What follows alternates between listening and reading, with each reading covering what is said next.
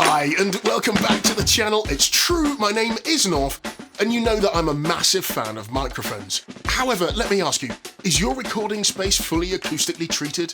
Is that space slightly echoic? Have you got a ton of cash lying around to spend on microphones?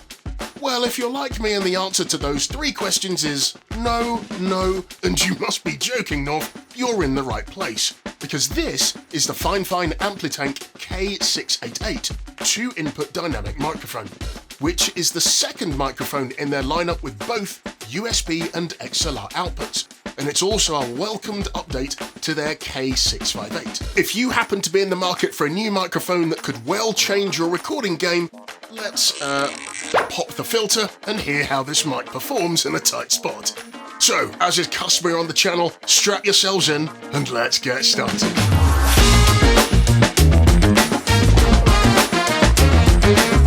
First and foremost, a massive thank you to the team at Fifine for sending out the K688 Amplitank for me to review. For clarity, I'm under no obligation to say what Fifine want me to say. As you'll come to expect from me, you'll hear candid, unbiased comments from a Brit. In this video, we'll unbox it together, compare and contrast it with my reference microphone, we'll unpack the K688's features and price, and I'll share my thoughts on who this microphone could be for. There'll also be chapter markers included so you can jump to the points that you feel are most relevant to you. Of course, everything that I use today I'll link in the description below. If you're looking for a new microphone, you have a plethora out there to choose from, and it can almost become quite overwhelming. However, if your space is partially acoustically treated, like mine, or it's not treated at all, which microphone should you be considering? If you need an affordable option with as much flexibility that you can pack into that option, you should take a look at the Fifine lineup of USB mics. Most of the mics are condenser microphones, which in general are very sensitive and pick up all sorts of noises. These may not be great options if the room that you're recording in is echoic or noisy. When I say affordable, I don't necessarily mean cheap and cheerful. What I mean are microphones that offer great value for your investment. The Fifine Amplitank K688 is a dynamic microphone. This means it's not as sensitive as condenser microphones, and you need to get up close and personal with it for it to capture the dulcet tones in your voice or the sound source that you're trying to record. As mentioned earlier, the K688 is currently the second microphone in their lineup with both USB-C and XLR connectivity, making it really flexible. This is one of the big improvements over the K658 that Fifine have released. Right, Norf, enough talking. Unboxing time. One of the first things I noticed was the packaging material that Fifine have chosen to use with the Amplitank K688. Key features of this microphone are simply laid out on one side of the box. On the reverse, it outlines what's inside the box, and the simple, elegant product photography on top of the box really makes you feel like you've purchased a high-quality microphone. With simplicity and functionality in mind, lifting the lid of the box, you're greeted with a double-sided user guide. Lift the foam beneath, the main components of your purchase are inside. The Fifine Amplitank K688 dual-input dynamic microphone, which comes with the shock mount already integrated. The initial feel of the shell of this microphone under your fingertips has a quality feel to it.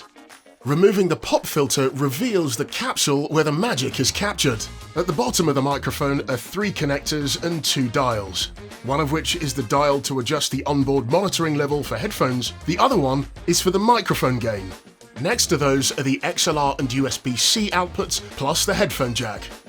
The last couple of components are the USB-C cable, which is 2.5 meters long, and is Fifine branded at both ends of the cable. Finally, in the box is the 3/8 to 5/8 boom arm adapter.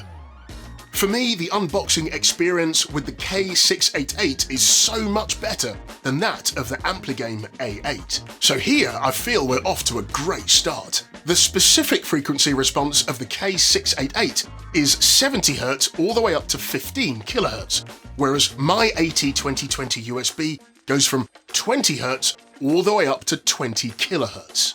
This means that the AT2020 USB is able to pick up a wider range of frequencies, but bear in mind, this may not be something that you're looking for, dependent on the recording environment you find yourself in.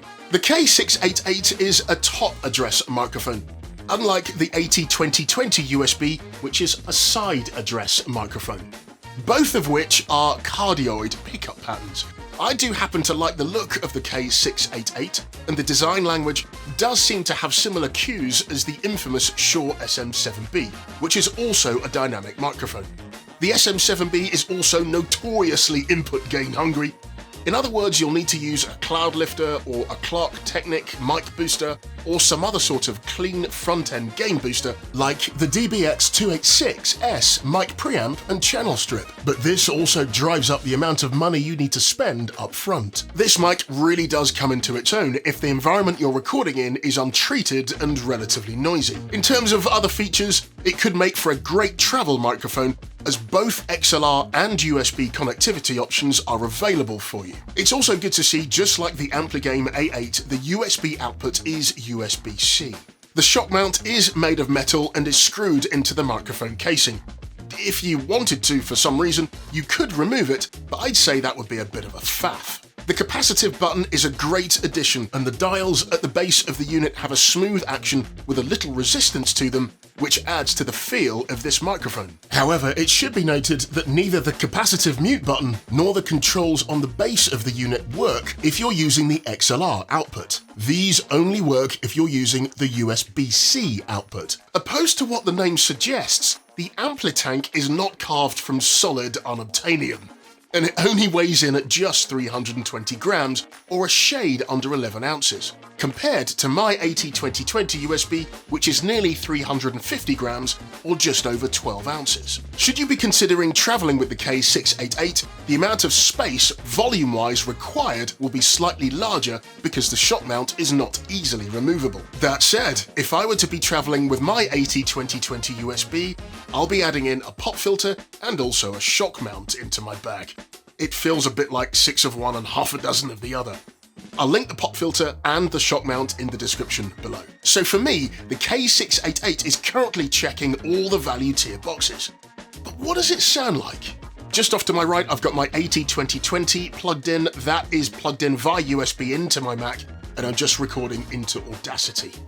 You'll also note that I'm not wearing any headphones because my Audio Technica AT2020 USB was a vintage one, and the current ones today have the onboard headphone amplifier, so you can monitor how you're speaking directly from the microphone. But I've had this microphone for a number of years, so I should be able to use it correctly, right? Once I've finished this reference with the AT2020 USB, I'll then plug in the K688 with the USB output so we can do a quick A/B comparison. Ready? Here we go.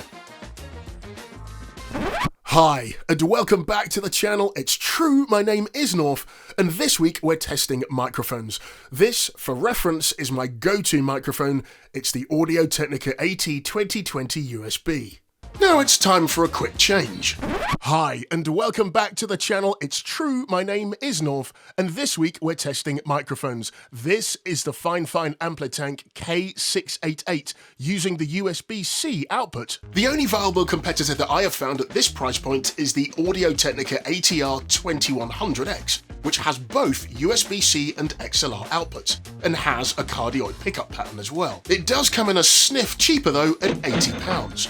On paper, the AT2020X has a better onboard A to D converter going in at 24 bits with up to 192 kHz sampling rate. This just means that the AT2020X is technically better at effectively converting and reproducing the acoustic signal to a digital one. That said, for most applications, a bit depth of 16-bit is more than adequate. Perhaps Fifine are looking to expand in this value tier area of the market. Time will tell, right? So who would I say this microphone is for? I would suggest that this microphone would be perfect if your recording space is a little bit echoic or is not fully acoustically treated, a bit like my space. Not my space, but the space that I find myself in. Obviously, this microphone does come with the flexibility of having both USB-C and XLR outputs. It looks great and has a semi-premium feel considering the price point it's at. And speaking of price point, you'd get a bit of change from £90, enough to get yourself a bag of sweets. Sorry, candy, being fully global. For me, I would recommend this microphone to anyone who's looking for a dynamic mic, or their space is slightly echoic and untreated.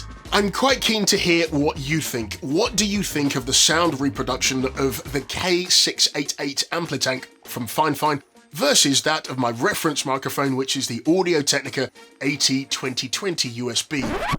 Hi, and welcome back to the channel. It's true, my name is Norf, and this week we're testing microphones. This, for reference, is my go-to microphone. It's the Audio-Technica AT2020USB. Hi, and welcome back to the channel. It's true, my name is Norf, and this week we're testing microphones. This is the Fifine Amplitank K688 using the USB-C output. I'd love to hear. Let me know in the comments below. And that's it for this video. Thank you so much for choosing to spend your time here. As you know, I'm a massive fan of the number 3, so if you would, please do 3 things for me. If you like the content, please do give me a thumbs up. Also be sure to subscribe to the channel if you're not yet subscribed, and hit the bell notification so you don't miss out on when I upload brand new content to the channel. Again, thank you for choosing to spend your time here, and I'll see you next time.